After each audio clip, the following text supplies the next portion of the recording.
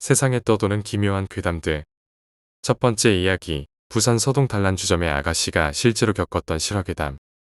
제 친구가 단란주점 웨이터로 일하고 있을 때 같은 주점에 있던 아가씨가 겪은 일이거든요. 제가 실제 귀신 경험담을 많이 알고 있는데 대부분이 유흥 쪽 사업에 종사하는 사람들이 겪은 얘기랍니다. 그런 직업에 종사하는 분들이 심리적으로 불안하고 해서 귀신 같은 걸 많이 본다고 하더군요. 이제부터 시작하겠습니다. 집을 가출하고 나온 여자들이 할 수 있는 일이 뭐가 있을까요? 아마 가장 먼저 고려하고 택하는 일이 술집 여종업원일 것입니다. 4명의 아가씨들. 그 4명은 아는 사이였다고 하네요. 집을 가출하고 나와 제 친구가 일하는 단란주점에서 일하게 되었죠. 그리고 4명이서 같이 방을 쓰면 방값이 줄어든다고 주위 여인숙에 같이 방을 구하러 갔더랬죠. 그런데 그중 2명은 그 여인숙이 왠지 모르지만 느낌이 좋지 않다고 다른 방을 구하러 간다고 했답니다. 결국 나머지 2명의 아가씨만이 방값이 싼 맛에 여인숙 비스무리한 숙소에 묵게 되었다는군요. 뭔가 분위기는 이상하다는 걸 느꼈지만요. 참고로 단란 근처에 숙소가 많은 까닭은 물론 술집 여자랑 손님이 이 차를 즐기기 위한 목적도 있지만 근처 술집 종업원들도 많이 여관 같은 곳에 묵거든요. 하지만 처음 우려와는 다르게 그 숙소에서 불편한 점은 하나도 없었더랬습니다. 그런데 첫날 새벽쯤에 누가 방문을 두드렸다네요.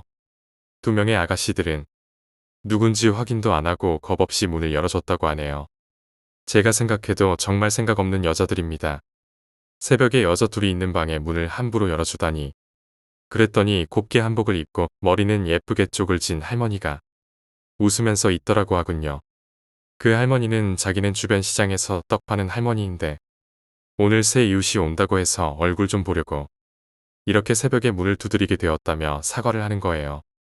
아가씨들 얼굴 참 곱네 하면서 말이죠. 예의도 바르고 옷도 깔끔하게 입어서 그랬을까요? 그 2 아가씨는 금방 이 할머니랑 친해지게 되었답니다.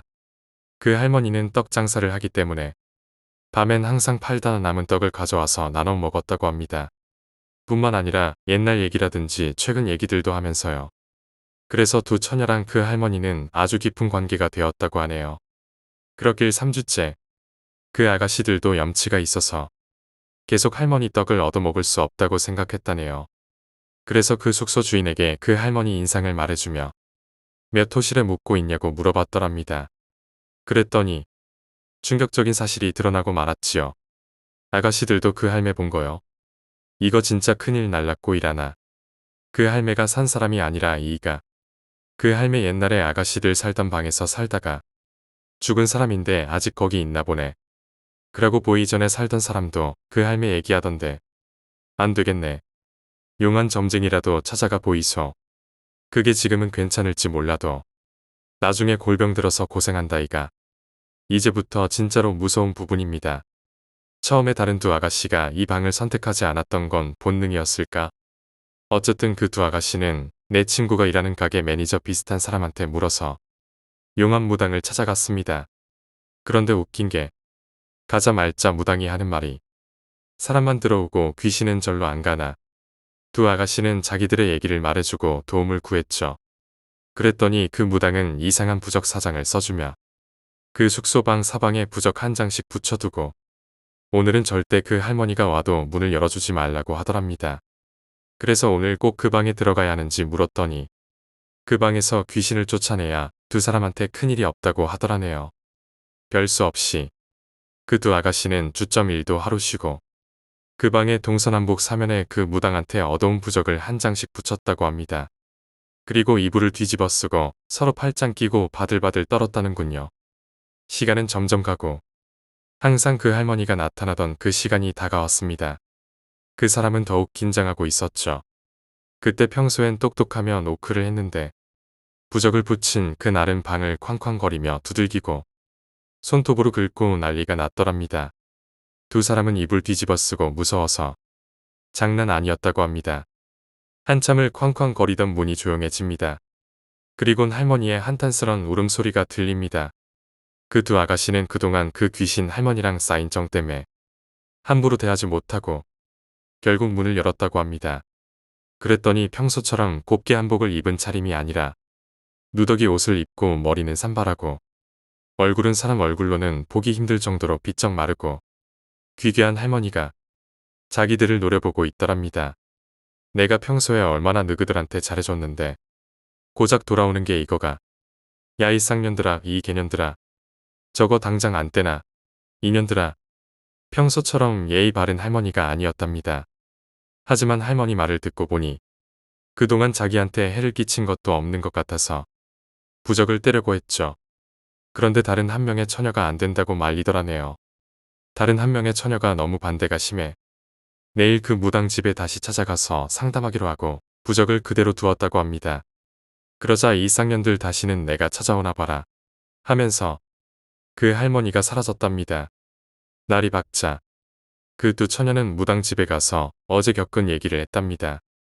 이 미친 거다, 내가 문 열지 말랬잖아. 그래도 두 처녀는 그 할머니 귀신한테 뭔가 자기들이 할 수 있는 일이 없냐고 물어봤답니다. 그러자 무당이 하는 말이 이년들이 술집 댕기는 년들이라서 머리가 안 좋네. 어제 누가 부적 떼지 말라고 말렸노. 두 아가씨들은 갑자기 뭐가 뭔지 뒤죽박 죽인 상태가 되어버렸죠. 그 아가씨들은 서로를 가리키며 너 아니었어? 하면서 묻다가 싸늘하게 굳어버렸습니다.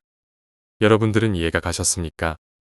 그 두 아가씨들은 새벽에 문을 연 순간부터 할머니 귀신한테 홀려 있었던 것입니다. 그 상황에서 부적을 때려다가 그 두 아가씨가 아닌 다른 영적 존재가 그 할머니를 방해하면서 간신히 부적을 떼지 않고 그대로 둔 것이죠. 그리고 무당이 하는 말이 너희들 운 좋았다. 아마도 너희 조상신이거나 다른 귀신인갑다. 그리고 귀신한테 홀린 상태에서 들은 얘기는 함부로 믿으면 안 된다. 귀신한테 잘해주면 안 된다. 이랬답니다. 전 그 중 한 명의 아가씨를 본 적 있는데 매일 일을 시작하기 전에 향 피우고 기도하고 시작하더라고요. 그 할머니 귀신은 왜 사람들한테 접근했던 걸까요? 결국 그 향을 피우던 아가씨는 정신과에서 약을 받아먹게 되었고 가게에서 일도 그만두게 되었죠. 귀신이랑은 절대로 친해지면 안 된다고 합니다. 이거 실화입니다. 어디가 배경이냐고요? 지금은 제 친구가 부산 연산동에 있는 단란에서 일하지만 이 얘기 들을 때는 부산의 서동이라는 곳에서 일할 때입니다. 이야기를 요약하자면 부산 서동의 단란 주점에서 일하던 아가씨들이 묵었던 숙소에서 예쁘게 한복을 입은 할머니 귀신을 만났습니다. 할머니 귀신은 자신이 떡 장사를 한다며 자주 떡을 나눠주었지만 숙소 주인과 무당은 그 할머니가 사실은 오래전에 죽은 사람이라고 밝혔습니다. 아가씨들은 무당의 조언으로 부적을 붙였고 그 이후 귀신의 방문이 멈췄으며 이 사건으로 인해 한 아가씨는 정신과 치료를 받게 되었습니다. 두 번째 이야기, 산길 괴담. 몇 년 전 어느 날 나는 친구 A를 태우고 자동차를 몰고 있었다. 조금 멀리 있는 B라는 친구의 집으로 놀러가는 길이었다. 미니 동창회 같은 느낌으로 대학 시절 친했던 친구들 10명 정도가 모여서 먹고 마실 계획이었다. 나는 가까이 사는 A를 태워서 같이 B네 집으로 향하기로 했었는데 A가 시간을 착각하는 바람에 출발이 지연되었다. 미안해하는 그를 태우고 속도를 올렸지만 시간 내에 도착할 수 있을지 확실치 않았다. B의 집은 산 너머에 있었다. 산길에 접어들니 도로에는 우리 말고 다른 차는 없었다. 커브길을 종종 등장하기는 했지만 신호나 갈림길도 없이 한쪽 차선을 쭉 달리기만 하는 쉬운 길이었기 때문에 나는 상당히 속도를 내서 차를 몰았다. A와 시덥지 않는 이야기를 나누며 가고 있다 보니 전방에 부자연스럽도록 천천히 달리는 경차의 미등이 보였다. 1차선 도로였기 때문에 산을 넘어 내리막길이 될 때까지 추월할 공간이 거의 없는 상황. 가뜩이나 약속 시간에 늦었던 우리에게 있어서는 방해물이 따로 없었다. 아니나 다를까 우리는 금방 경차의 바로 뒤까지 바싹 따라잡았다. 끓어오르는 짜증을 참으며 한동안은 그 뒤를 얌전히 따라갔지만 어째서인지 그 경차는 점점 느려지는 기분이 들었다. 커브를 돌 때마다 거의 멈출 기세로 브레이크를 밟았다. 애매한 속도로 앞을 달리는 경자동차의 인내심의 한계를 느끼고 나는 A에게 말했다. 아무리 그래도 저 차 너무 심하지 않냐? 적당한 곳 찾으면 바로 추월해버릴 거야. A는 아무런 대답이 없었다. 힐끔 그를 겨눈치라니 그는 새파랗게 질려 있었다. 심상치 않은 모습이었다. 너무 속도를 내서 차멀미라도 하는 건가? 괜찮아. 토할 것 같아? 괜찮냐니까? A는 아무리 말을 걸어도 대답하지 않았다. 속이 메스껍다기보다는 무엇인가를 두려워하는 것 같은 모습이었다. 무슨 일이야? 라고 거의 외치듯 A에게 말을 하자 그는 정신을 차린 것처럼 입을 열었다. 큰일 났다. 일단 빨리 달려. 그래서 나는 말했다. 응, 뭐가 큰일 났다는 거야? 이해를 못하겠어. 일단 추월할게. 가뜩이나 앞차가 느려서 짜증이 나던 차에 A까지 이상한 행동을 해서 한층 더 기분이 나빴던 나는 적당한 직선 도로에서 그 차를 추월했다. 속도를 원래대로 올리자 100m로 보이는 경차는 순식간에 멀어졌다. 그 차를 추월하고 나니 기분이 조금은 침착해졌다. A를 보자 그도 안색이 조금은 나아져 있었다. 진정된 것 같기에 아까 왜 그랬는지를 물어보았다. 아까는 왜 그런 거야? 그러자 A는 말했다. 착각일지도 모르지만 아까 그 경차 좀 이상하지 않았어. 그래서 나는 말했다. 이상하다니. 뭐 심하게 느리긴 했지. 어차피 아줌마지만지 할아버진지 할머님이 운전하던 거 아니었을까? A와 이야기를 나누며 100m로 눈을 돌려보니 아까까지 멀찍이 뒤떨어져 있던 경차가 바싹 따라오고 있었다. 아니, 따라온다기보다는 거의 도발하는 걸로 밖에 보이지 않았다. 하지만 아무리 속도를 올려봐도 떨쳐낼 수가 없었다. 경차는 끈질기게 따라오며 헤드라이트에 클렉션까지 울려댔다. 등골이 오싹했다. 안 되겠다. 저 차 먼저 보내야겠어. 아까까지는 그렇게 느려 터졌던 주제에 왜. 그러자 A가 험악한 얼굴로 말했다. 절대 안 돼. 먼저 보내면 안 돼. 하지만 내가 길을 양보하려고 속도를 줄이며 길가 쪽으로 빠지자 뒤쪽에서 쿵 하는 충격이 전해졌다. 빨리 달리라고 뒤에서 밀치는 듯한 느낌이었다. 상대편 차가 정상이 아니라는 것이 새삼 느껴졌다. 길을 양보하기는 어렵다고 판단하고 나는 다시금 속도를 높였다. 두렵고 무서웠다. 속도를 줄일 수도 없다. 그렇다고 길을 양보할 수도 없다. 어쨌든 도망갈 수 있는 공간이 충분한 장소까지. 사고가 일어나지 않도록 최선을 다해 운전할 수밖에 없었다. 조금만 더 가면 휴게소가 있던 것이 떠올랐다. 심한 부담감 속에서 한동안 달리다 보니 길의 우측에 휴게소 주차장 입구가 보였다. 24시간 영업이어서 입구에 체인이 걸려 있지 않았다. 꽤 넓은 장소였기 때문에 상당히 빠른 속도로 달리고 있었음에도 불구하고 아무데도 부딪히지 않고 주차장 안에 들어올 수 있었다. 주차장에 들어가서 멈출 때까지 자동차는 한동안 빙글빙글 돌았다. 무리한 각도로 핸들을 돌렸었기 때문일 것이다. 다행히 주차장 내에는 차가 한 대도 없었기 때문에 별다른 사고 없이 차가 멈췄다. 멈춘 차 안에서 마음을 추스리고 있다가 문득 생각이 미쳤다. 그 경차는 갔나? 주차장 입구를 보자 경차는 주차장 입구를 가로막듯 세워져 있었다. 소름이 돋았다. 어쩌지?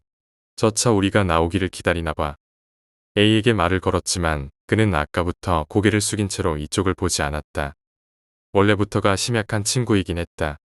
나라도 단호하게 행동해야 한다는 생각이 들었다. 그러고 보니 아까 저 차가 내 범퍼를 박았다는 사실이 생각이 났다. 긁힌 상처라도 났으면 변상을 받아야 한다.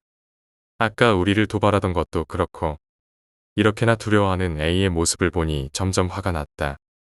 왜 우리가 이렇게 두려워해야 하는 건데? 공포보다는 분노가 치밀었다. 나 따지고 올게. A에게 내뱉듯이 말하고 차에서 내렸다. A는 기겁을 하며 말렸지만 어디 얼굴 좀 보자는 생각으로 나는 그 경차가 있는 곳으로 걸어갔다. 하지만 가까워지면 가까워질수록 경차는 이상했다. 안에 누가 타고 있는지 보이지가 않았다. 썬팅을 짙게 넣었나? 이런저런 생각을 하며 경차의 운전석 창문에 노크를 했다. 그러자 운전석의 창문이 슥 하고 열렸다. 열린 창문으로 차 안을 본 나는 일순 내 눈을 믿을 수 없어 다시 한번 찬찬히 확인했다. 그리고 지금까지 살아오면서 냈던 소리 중 가장 크게 비명을 지르며 내 차로 쏜살같이 달리기 시작했다. 차 안에는 사람이 타고 있었다. 사람이 많이 타고 있었다. 4인 승차에 5명 정도의 간단한 문제가 아니었다. 빼곡했다. 굳이 예를 들자면 지옥철 수준이었다. 틈이 없을 정도로 빽빽히 그 좁은 경차 내에 가득 차도록 사람이 채워져 있었다. 상하 좌우 방향이 무의미할 정도로 테트리스 블록을 싼 듯이 차곡히 사람들이 쌓여 있었다. 그들의 얼굴은 창백했고 눈은 텅 빈 동굴 같았다. 남녀노소 할 것 없이 빽빽한 그들의 얼굴은 일제히 창밖에 서 있는 나를 향해 있었다. 목이 180도로 돌아간 이도 있었다. 안이 보이지 않았던 이유는 사람으로 차 안이 꽉 메워져 있었기 때문이었다. 나는 내 차로 돌아가서 급속도로 차를 출발시켰다. A는 아무 말 없이 고개를 숙이고 부들부들 떨고 있었다. 공포로 가득한 나는 무아지경으로 오로지 도망가야 한다는 생각뿐이었다. 입구에 세워져 있는 경차와 주차장 울타리 사이를 억지로라도 뚫고 갈 생각으로 차를 몰았다. 내 차 왼쪽이 울타리에 긁히는 느낌이 났다. 끼익끼익하는 듣기 싫은 소리가 나며 자동차와 울타리가 동시에 비명을 질렀다. 경차가 시야에 들어왔다. 그 안에 있는 모두가 이쪽을 보고 웃고 있었다. 그리고 엄청난 충격이 느껴지고 곧 정신을 잃었다. 정신을 차려보니 병원이었다. 결국 엄청난 속도로 울타리를 제치고 주차장에서 튀어나온 우리는 도로를 달리던 차와 충돌했다고 한다. A는 머리를 부딪혔지만 외상은 거의 없었고 가벼운 타박상을 입었을 뿐이었다. 나는 에어백에 세게 부딪혀서 그런지 코가 골절되고 앞니가 3개 부러졌으며 오른쪽 다리뼈에도 금이 간 부상을 입었다. 상대 차량을 몰던 사람은 20대 여성이었다. 다행히도 상처는 없었지만 차가 많이 훼손되었다. 퇴원할 무렵 상대 차량 운전자가 문병을 와주었다. 그녀에게 경찰을 보지 못했느냐고 물었지만 그런 차는 없다고 했다. 먼저 퇴원한 A는 처음부터 경차 안에 사람들을 봤다고 한다. 하지만 나는 아직 보지 못한 것 같아서 차라리 모르는 것이 나을 것 같아서 말하지 않았다고 한다. 내 차는 고치면 못 고칠 것도 없었지만 왜인지 재수가 없을 것 같아서 폐차했다. 퇴원한 후로도 한동안 멍은 사라지지 않았다. 어쩐지 멍은 손바닥 모양이었다. 작은 손부터 큰 손. 많은 사람에게 얻어맞은 것처럼 되어 있었다. A에게 남아있던 멍도 그런 모양이라고 했다. 그의 지갑 안에 들어있던 어머니가 주신 부적은 갈갈이 찢겨 있었다고 한다. 손바닥 모양이던 멍들은 시간이 걸리긴 했지만 지금은 완전히 없어졌다. 세 번째 이야기, 점장님은 무당. 점장님이 무당이세요. 그러니까 본업은 박수 무당이시고 무속인을 하면서 부업으로 가게 하나를 갖고 계신 거죠. 가끔 모셔서 가게 둘러보시고 가시고 그런 거만 하세요. 엄청 인자하시고 맛 배고프면 다 꺼내 먹으라고 하시고 제가 놀러 갔을 때도 보통 편의점 사장님들은 알바가 친구 데려오면 화내지만 그분께선 친구냐고 하면서 라면 먹으라고 주시던 좋은 분이셨죠. 친구도 거의 삼촌같이 여겼고요. 근데 그 친구가 일하기 시작한 지 얼마 안 돼서 계산할 때마다 돈이 500원, 600원씩 비더랍니다. 편의점 보스는 엄청 철두철미해서 그런 것도 안 맡기 힘든데 그냥 자기가 동전을 잘못 센 줄 알고 자기 돈으로 채워 넣었답니다. 하지만 액수가 점점 커져서 5,000원, 6,000원 이렇게 비다가 나중에는 몇만 원씩 비어서 자기가 하루에 받는 돈보다 자기가 메꾸는 돈이 더 커질 판이 되더라고 합니다. 그래서 점장님께 솔직히 말하는 편이 낫겠다고 생각해서 어느 날 퇴근하면서 점장님께 말씀을 드리기로 했답니다. 사장님 저는 개수를 꼼꼼히 하는데 자꾸 돈이 비네요. 그렇게 말하니 점장님이 알겠다는 듯이 고개를 끄덕끄덕 하시더래요. 혼낼 줄 알았는데 안 혼내니까 친구가 한참 멍하니 서 있었다고 합니다. 그러니까 점장님이 뭐하고 있어? 퇴근 안 해? 라고 하셔서 제 친구는 후다닥 퇴근했습니다. 집에 가서 혹시 나 잘리나? 하고 한참을 생각하면서 다음 날 출근했는데 이상하게 그때부터 돈이 딱딱 맞더랍니다. 오히려 몇백 원 정도 비어야 자연스럽게 따할 수준으로 10원, 20원 오차도 없이 딱딱이요. 그래서 제 친구가 또 점장님께 물었습니다.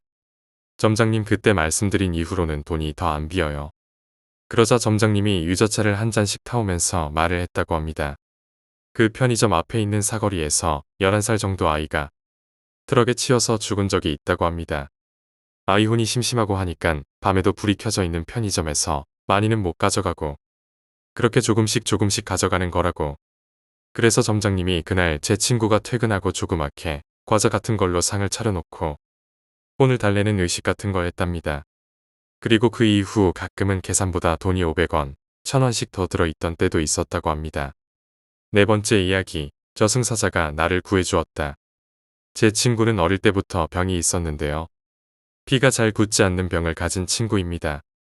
그래서 병원을 자주 들락날락 하는 편이었고 집에서 약도 많이 먹고 주사도 맞고 했었습니다.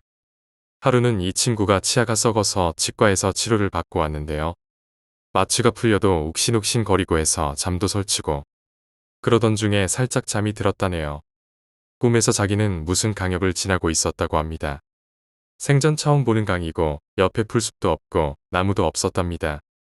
바닥에도 큰 자갈이나 돌은 안 보이고 아주 작은 돌만 조금 있을 뿐. 모래도 조금 있고 평탄한 길이었다고 하네요. 끝이 보이지 않는 그 강을 멍하니 서서 바라보고 있는데 그 시야 끝에서 뭔가가 천천히 다가오더래요.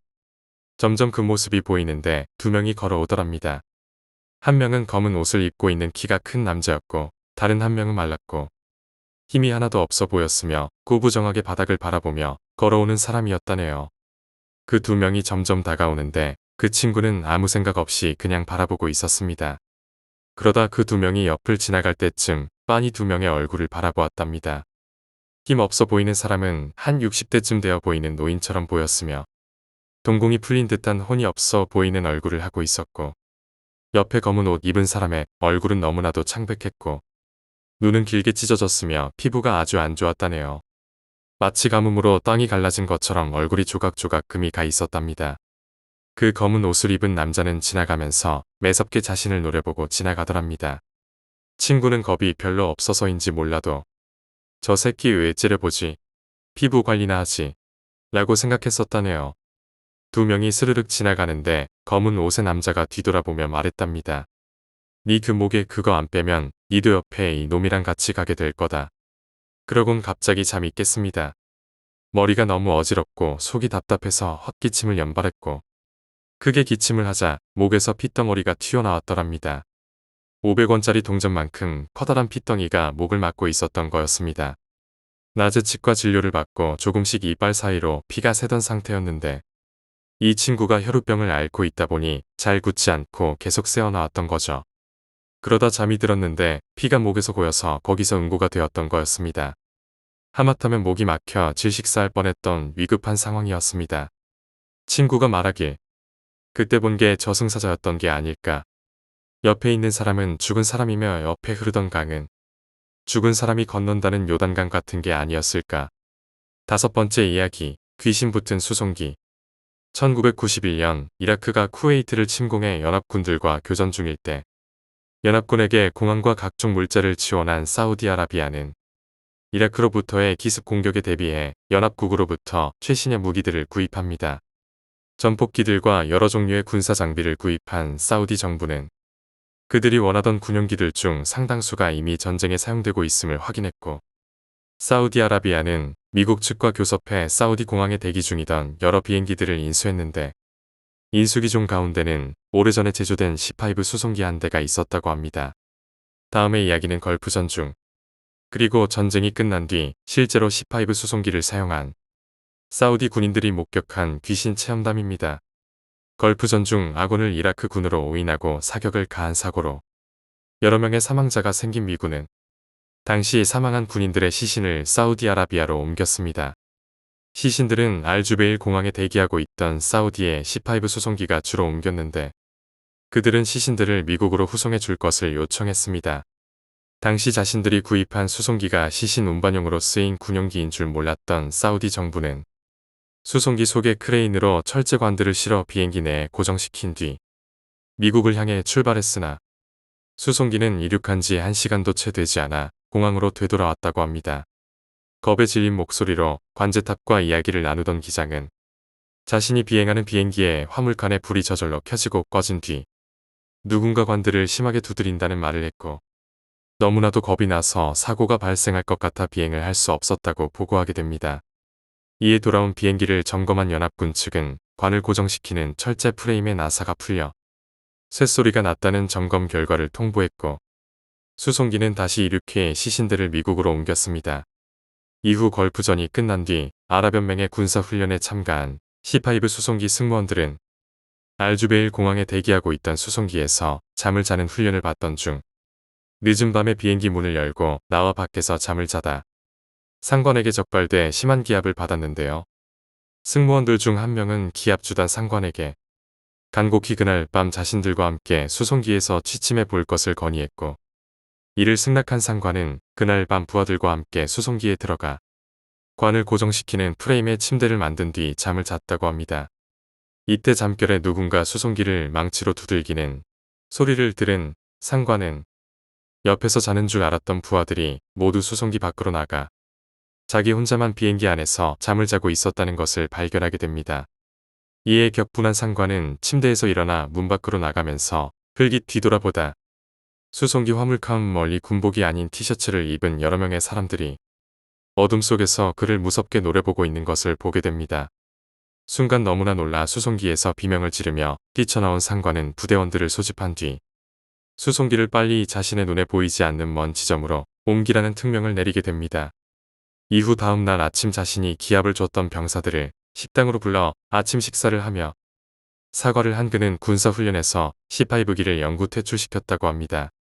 결국 문제의 수송기가 과거에 무슨 용도로 쓰였는지 조사한 사우디 당국은 귀신이 목격된 C5기가 엉뚱하게도 1978년에 제조된 직후 존스타운에서 사망한 수백여 명의 시신들을 미국으로 옮기는 데 사용했다는 것을 확인하고 경악을 금치 못했는데요. 현재 알주베일 공항의 외딴 경납고에 보관 중인 문제의 수송기는 가장 가까이 배치된 군인이 비행기에서 무려 300여 대나 떨어진 지점에서 보초를 서고 있다고 전해집니다. 여섯 번째 이야기, 객귀. 24살 때의 이야기이다. 군 제대를 한 직후 욕심에 눈이 멀어 잘 알아보지도 않고 선배에게 속아서 얻은 가게가 쫄딱 망하고 모아둔 돈 모두를 탕진하고 가진 돈 한 푼 없이 술로만 세월을 보낸 적이 있었다. 술 때문인지 스트레스 때문인지 모르겠지만 몸이 많이 아팠었다. 여러 가지 이유로 잠을 이루지 못하던 날들이 수두룩했는데 가장 큰 이유는 몸이 너무 아파서였다. 머리가 어지럽고 가슴은 누군가 짓누르는 듯이 무겁고 답답하고 거인이 내 몸을 통째로 움켜쥐고 으깨는 듯한 아주 심한 몸살 같은 증상이었는데 이대로 잠들어버리면 죽을 것만 같은 막연한 두려움이 들 정도로 아팠다. 진통제도 듣지 않을 정도의 고통이었는데 통증을 이겨보려 술을 마시고 억지로 잠이 들면 30분도 채 잠들지 못하고 깨버리고 그리고 그 잠깐 사이에도 찾아오는 악몽과 가위들로 식은땀 범벅으로 깨어났다. 차라리 죽는 게 편하겠다 싶을 정도로 몸도 마음도 지쳐가고 있었다. 병원을 찾아도 뚜렷한 이유를 알지 못했고 의사들의 답변은 하나같이 스트레스나 신경성 때문이란 대답밖에 없었다. 나는 드는 비용에 비해 아무런 해답도 주지 못하는 병원을 더 이상 찾지 않게 되었다. 이런 나를 보다 못한 어머니는 어느 날 어딘가로 갔다 오시더니 새벽녘까지 혼자 앓고 있던 나를 불러내 대문 앞 수도가에 무릎을 꿇고 앉으라고 하시더니 부엌에서 무언가를 가지고 나오셨다. 밥과 고춧가루, 소금과 간단한 나물 몇 가지가 담긴 큰 밥그릇 하나와 시퍼런 부엌칼 하나를 가지고 오셨는데 한참 동안 두 손을 모아 기도를 하시더니 밥그릇 안에 밥을 숟가락으로 비비고 칼을 내 머리 위로 빙빙 돌리시며 말씀하셨다. 이거 다 잡숫고 우리 아들 괴롭히지 말고 고마 나가주이소. 밥그릇을 대문 안쪽에 놓고 내 머리 위로 빙빙 돌리던 칼을 대문 쪽으로 던지시는 것이다. 대문의 칼날이 바깥쪽으로 향하면 객기가 떨어져 나갔다는 뜻이고 칼날이 안쪽을 향하면 거부하는 것이란다.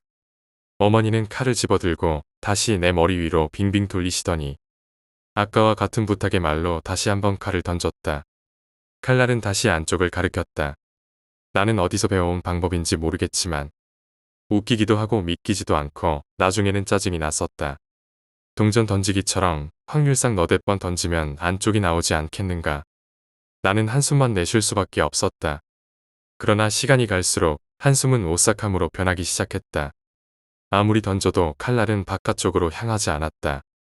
좌우 어느 방향도 가리키지 않았다. 칼날은 오로지 집 반쪽 방향, 나를 향했다. 대여섯 번쯤 던지고 난 후 계속 칼날이 내 쪽으로 향하자 어머니는 부탁의 말투가 아닌 단언 말로 객기에게 나가기를 명령하셨다. 밥 먹고 좋은 말로 할 때 우리 집에 있지 말고 다른 데 좋은 데로 가라. 칼은 아까와 다르게 심하게 요동을 치며 땅바닥에 떨어졌다. 칼날은 여전히 나를 향했다. 그렇게 30번을 넘게 던졌지만 칼날은 계속 내 쪽으로 향했다. 어머니는 칼을 집어들고 다시 내 머리 위로 빙빙 돌리며 고함을 지르며 불같이 화를 내셨다. 내 평생 그렇게 화를 내시던 어머니의 모습은 처음 봤던 것 같다. 빌어먹을 개끼 새끼가 어디서 건방지게 산 사람한테 노력질이고 주는 밥 곱게 처먹고 안 나가면 이 칼로 사지를 고마 발기발기 찢어 죽여 뿐다. 실제로는 입에 담지 못할 만큼 더 심한 쌍욕을 하셨다. 어머니는 내 머리 위 귓가를 바람을 가르듯 휘두르더니 칼을 던졌다. 칼날은 빙글빙글 돌더니 바깥쪽을 향했다. 어머니는 안도의 한숨을 푹 내쉬더니 밥그릇에 담긴 밥을 대문 밥 구석에 쏟아붓고 소금을 한 주먹 쥐고 와서 집안 곳곳과 내 몸 대문 밖 골목에 두루두루 뿌리시며 다시는 오지 말라고 한마디 하시더니 됐으니까 들어가서 자라고 말씀하셨다. 그날 후로 이유를 알 수 없던 통증은 진통제나 술을 먹으면 견딜 수 있을 정도로 완화되었고 잠도 편하게 서너 시간씩 푹 잘 수 있을 만큼 호전되었다. 2주 정도 지난 후에는 친구의 소개로 회사에 입사하게 되었는데 일에 지장을 받지 않을 정도로 완쾌까지는 아니지만 그냥 찌뿌둥한 정도로 좋아졌다. 나중에 어머니께 그게 무슨 행위였냐고 물으니 어머니가 어릴 때 경기를 앓았는데 외할머니가 어머니께 썼던 방법으로 외가 동네에 오래전부터 전해진 객기를 쫓는 방법이라고 한다. 그런데 이게 알고 보니 일종의 플라시보 효과를 기대하는 유식적인 행위였다는 것이다. 그럼 칼을 30번 넘게 던졌는데도 단 한 번도 방향이 바뀌지 않았던 건 단순한 우연이었을까? 아니면 나에게 진짜로 무언가 붙었었던 거였을까? 7번째 이야기, 과장님에게 버림받은 뒤에 스스로 목숨을 끊었다. 제 친구 중 최모군이 저에게 전화를 해서 어떤 이야기를 해주었습니다. 최모군은 고향은 저와 같지만 돈을 벌기 위해 서울로 올라가서 일을 하는 친구입니다.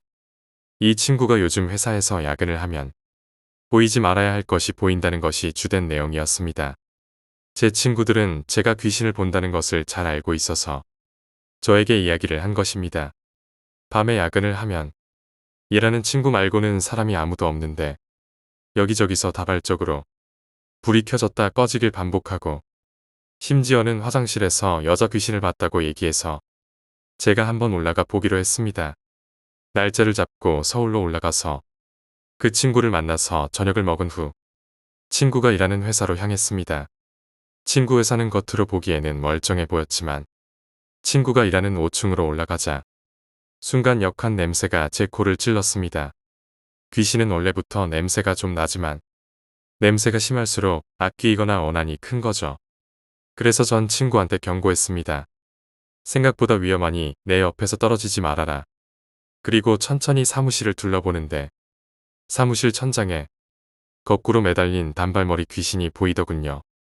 옷차림은 투피스로 단정해 보였고 몸에 어디에도 상처는 없었는데 혀가 길게 입 밖으로 나와 있었고 목이 꺾여 있는 걸로 봐서는 목을 매달아 죽은 여자였습니다.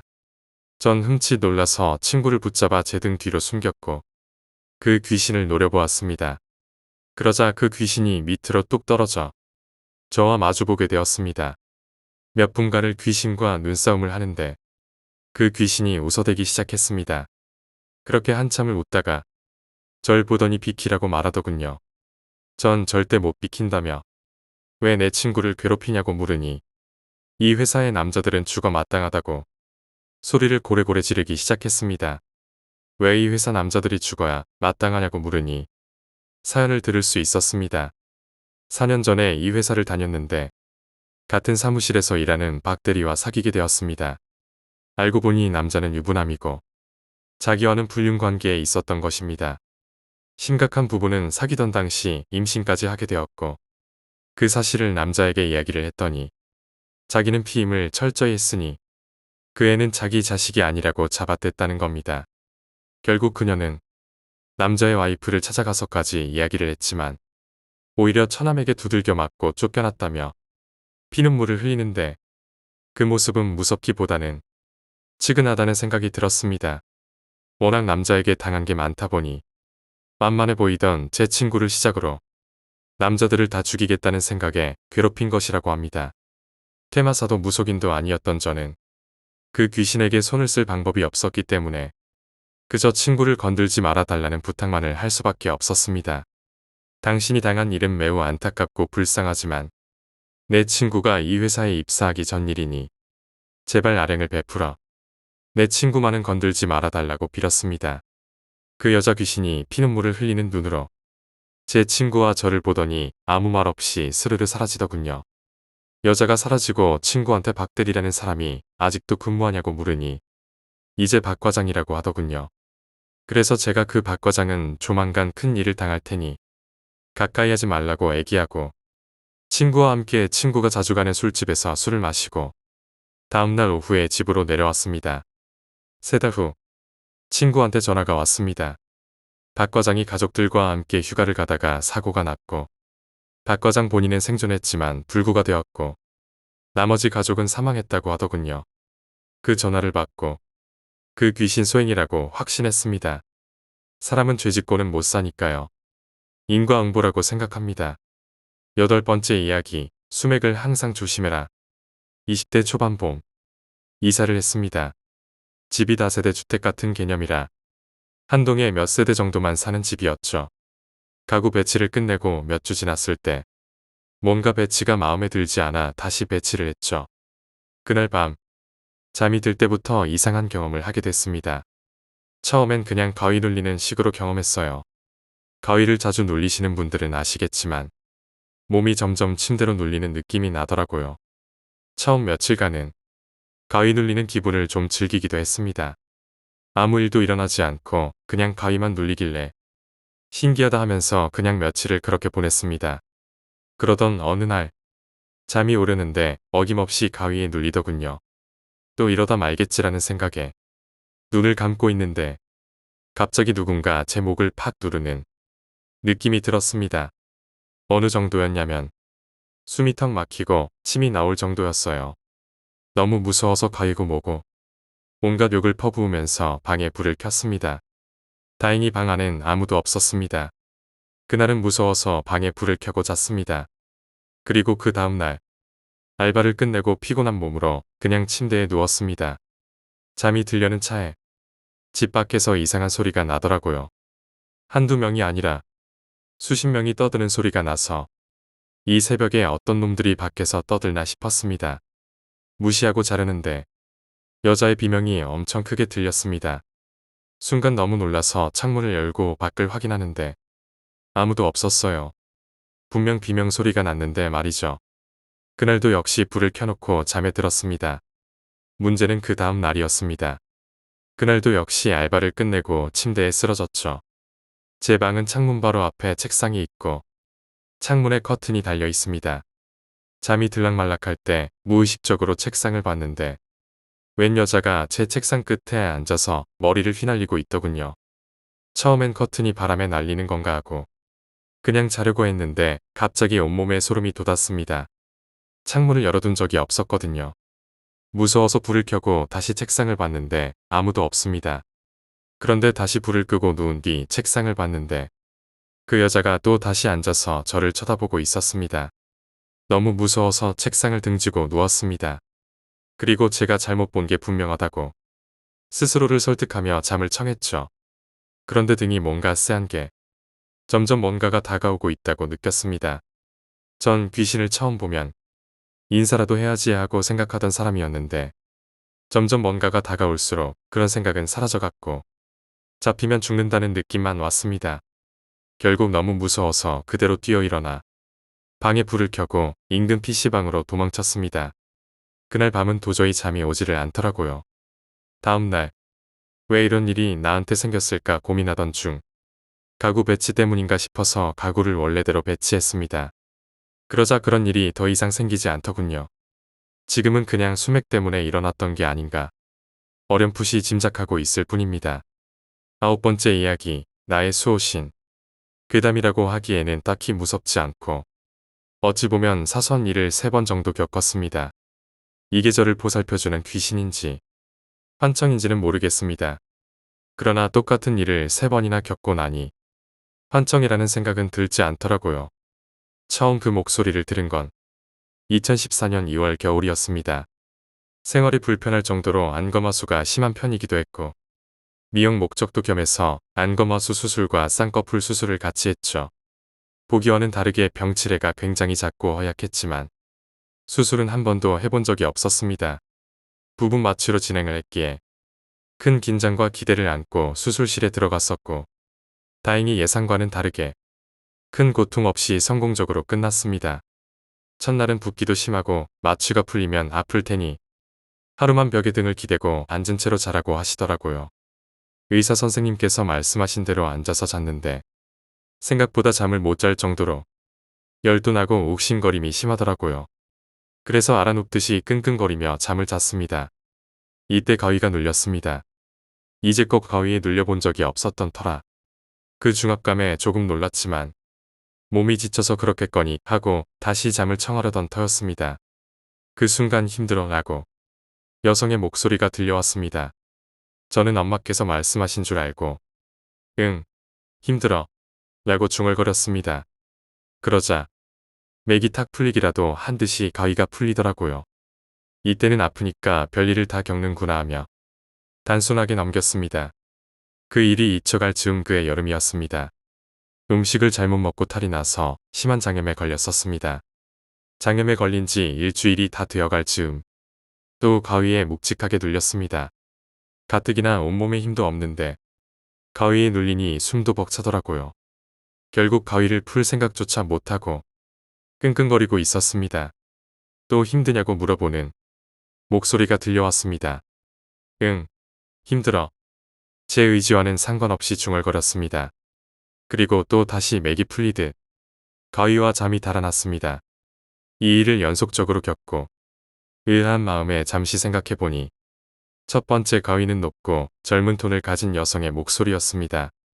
엄마는 제게 말을 걸었던 적이 없다고 하셨고요. 두 번째 가위 때는 집에 혼자 있었습니다.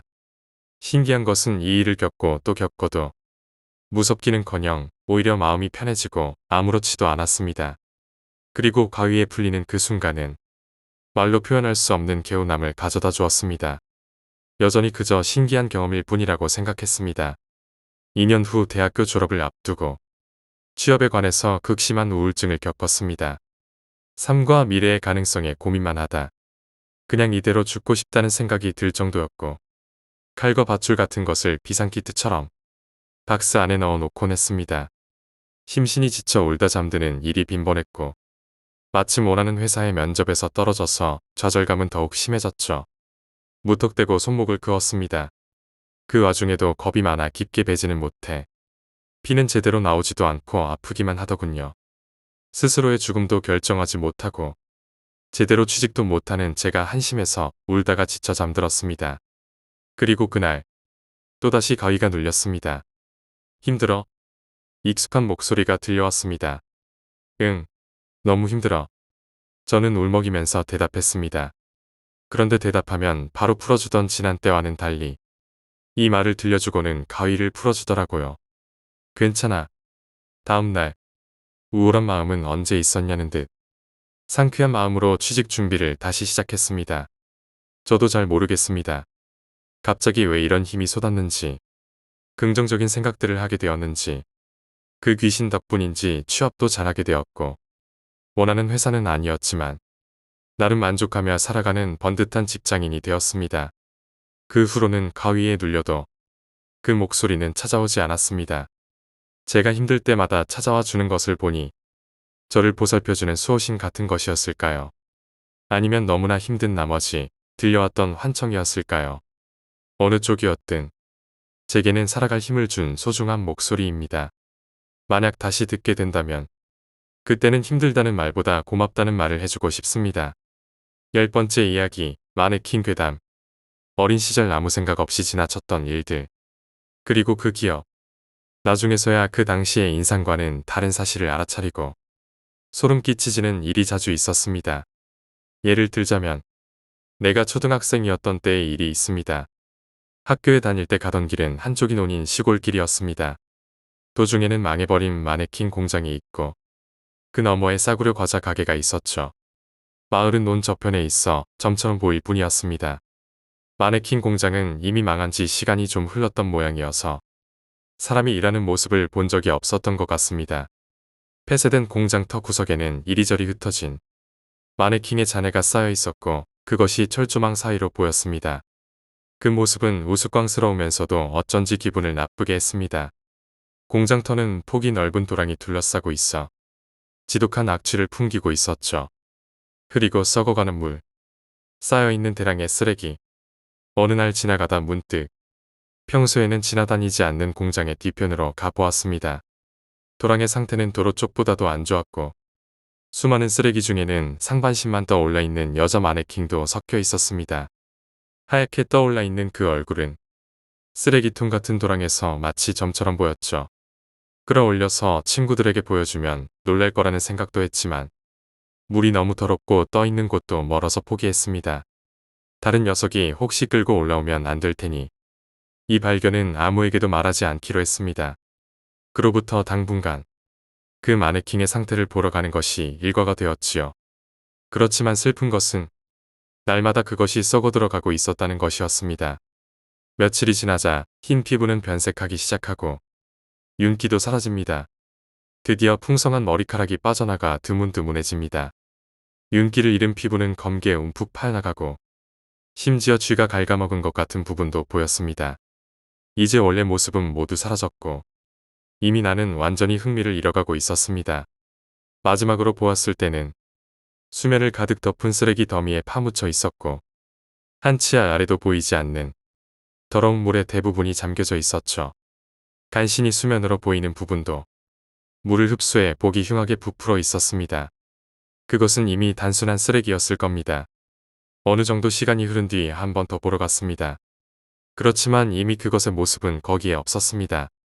그리고 초등학교를 졸업하자 그 길을 지나가게 되는 일도 없어졌습니다. 고등학교 3학년 여름방학이 끝나갈 즈음이었습니다. 문득 생각이 나서 추억의 장소를 자전거로 가게 되었습니다. 그 도랑에도 갔지만 경치는 완전히 변해 있었습니다. 노는 매립되어서 주택가가 들어서 있었고 공장터는 주차장이 되었죠. 마네킹을 떠올리면서 추억에 잠겼고 그리고 나는 문득 알아차렸습니다. 어린 시절에는 생각하지 못했던 무서운 사실을 플라스틱이 그렇게 썩어가는 재료인가. 이미 너무 많은 것을 알아버린 나에게 이미 답은 나와 있었습니다. 그것은 마치 사람이 썩어가는 과정과 똑같지 않은가.